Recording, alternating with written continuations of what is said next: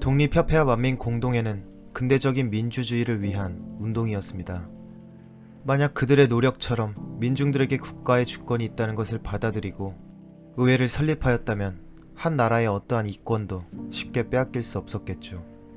하지만 고종과 기존 기득권층은 이를 거부하였고 본인들의 정권 유지만을 위해 전형적인 전근대적 전제주의를 선택합니다. 이는 즉 대한제국의 주권은 국민이 아닌 고종 한 사람에게 있다는 것을 의미했습니다. 그리고 여기서 모든 결정권이 한 사람에게 갔을 때 위기 상황에 놓인 국가는 어떠한 결과를 겪게 되는지 보게 됩니다. 한반도엔 러시아와 일본의 세력이 균형을 이루고 있었습니다. 그렇게 일시적으로나마 그들의 침략을 지연시킬 수 있었죠. 하지만 이러한 외세의 균형이 깨지는 것은 시간 문제에 불과했는데 1902년 러시아를 견제하던 영국은 일본과 동맹을 맺게 됩니다. 그리고 2년 후인 1904년 일본은 러시아에게 전쟁을 선포합니다.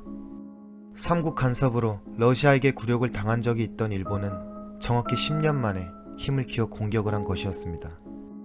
그렇게 한반도를 차지하기 위한 그들의 싸움이 시작되었죠. 이때 고종은 이 전쟁에서 중립국임을 선언하였습니다. 하지만 중립도 힘이 있어야 가능하다는 것을 뼈저리게 깨닫게 되는데 일본은 고종이 그러거나 말거나 콧방귀도 안 끼고 조약을 체결하게 된 것이었죠. 조선은 일본이 필요할 때마다 땅, 즉 군용지를 마음껏 쓸 수 있다. 이게 바로 한일의정서.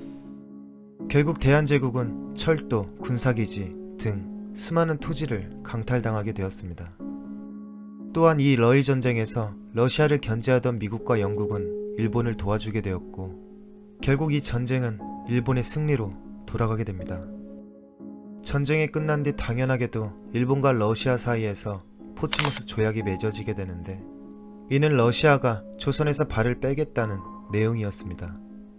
힘겹게 승리한 그들은 결국 1905년 한반도의 주도권을 차지하게 되었죠. 근데 일본은 여기서 바로 조선을 삼키지 않습니다. 과거 청일전쟁에서 이겼었던 일본은 강대국들의 간섭에 요동반도를 다시 돌려주는 굴욕을 이미 맛보았었죠. 그래서 서두르지 않고 치밀하게 계획을 세웠습니다. 그들은 먼저 조심스럽게 미국에게 다가가 카스라 테프트 밀약을 맺게 됩니다. 일본의 조선 지배와 미국의 필리핀 지배를 서로 묵인한다. 그 다음으로 일본은 영국과 2차 영일 동맹을 추진하게 되는데 이때 영국은 인도를, 일본은 조선을 지배할 것을 인정하게 됩니다. 이제 완벽하게 일본은 준비를 마쳤습니다.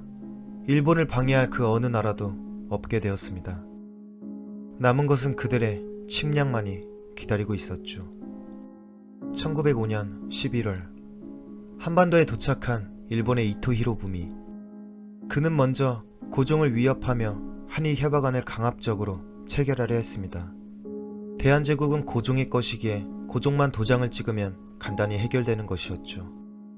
고종은 끝내 조약 승인을 거부했습니다. 거부는 했지만 사실 대신들에게 결정을 위임한 상태였습니다. 그리고 고종 대신에 이 조약에 찬성한 대한제국의 신하 5명, 권중현, 박재순, 이근택, 이지용, 그리고 이완용. 이들에 의해 을사조약이 체결되고 나라를 판 이들은 곧 을사오적으로 불리게 됩니다. 고종은 도장을 찍지 않았지만 단지 도장을 주지 않았다고 책임을 면할 수 있을까요? 이 조약으로 대한제국은 외교권을 빼앗겼습니다. 다른 나라들과 대화할 수 있는 자격이 일본에게 있음을 의미했는데 사실상 이때부터 일본의 식민지가 된 것이었죠.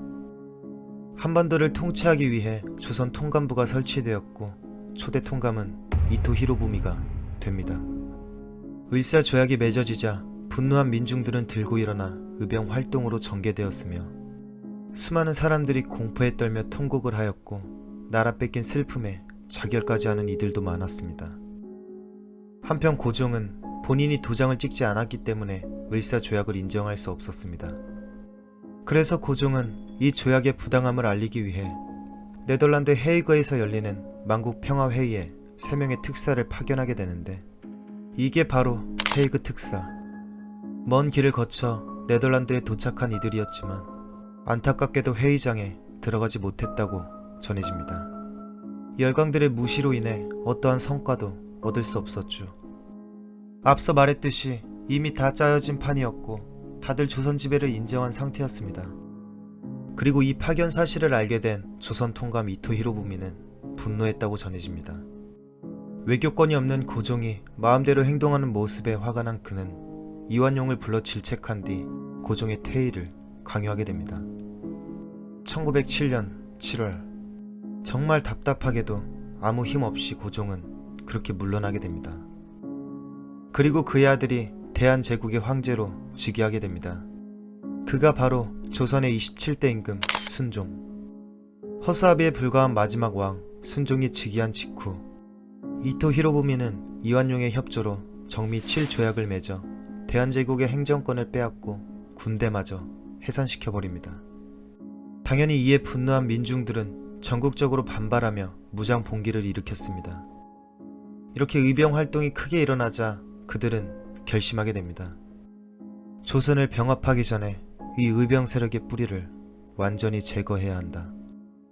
그렇게 정말 극악무도하게 진압하였고 여기서 살아남은 의병 세력은 만주로 빠져나와 후엔 독립활동을 하게 됩니다.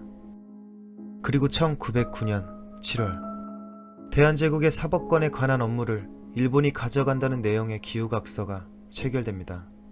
이완용에 의해. 이제 사법권마저 넘어가 버렸고 대한제국이 무너지는 건 시간 문제에 불과했습니다. 이렇게 미쳐 날뛰는 일본 제국의 기세를 감안해 본다면 하얼빈역에서 안중근 의사가 이토를 저격한 것은 실로 엄청난 행동이었으며 그들을 향한 민중들의 분노가 대표로 표출된 사건이었죠. 저격을 성공한 안중근의 마지막 외침, 대한독립 만세. 그러나 이러한 노력과 희생에도 불구하고 1910년 8월 29일 친일파 이완용은 일본과 한일 병합 조약에 서명을 하게 됩니다. 이로써 공식적으로 조선, 즉 대한제국의 주권은 일본에게 넘어가게 되었습니다. 경술국치, 국권을 빼앗긴 치욕스러운 날. 태조 이성계가 건국한 조선은 518년 만에 멸망하게 되었으며 그렇게 일제강점기가 시작됩니다.